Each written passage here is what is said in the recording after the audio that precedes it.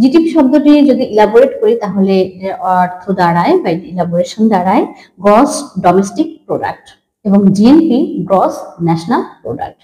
Gross domestic প্রোডাক্টটা হচ্ছে এই প্রোডাক্ট বা এই দ্রব্য বা সেবার সেই মান যেটা একটি দেশের অভ্যন্তরে উৎপাদিত হয়।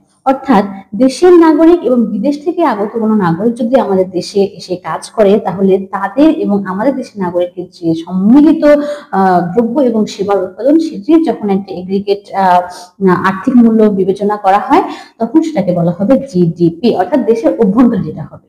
এবং জিএনপি হচ্ছে ক্রস ন্যাশনাল প্রোডাক্ট, এটা হচ্ছে একটি দেশের নাগরিকরা যে দ্রব্য বা সেবা উৎপাদন করে। এখন একটি দেশের নাগরিক কিন্তু তার নিজ দেশে অবস্থান করতে পারে, আবার সে কিন্তু একটি ভিন্ন দেশেও অবস্থান করতে পারে। যেমন আমাদের রেমিটেন্স যোদ্ধা যারা বিভিন্ন মধ্যপ্রাচ্যের বিভিন্ন দেশে আছে, আফ্রিকায় আছে কিংবা ইউরোপ বা আমেরিকাতে আছে, তারা যে ইনকামটা করে, তারা যে রেমিটেন্স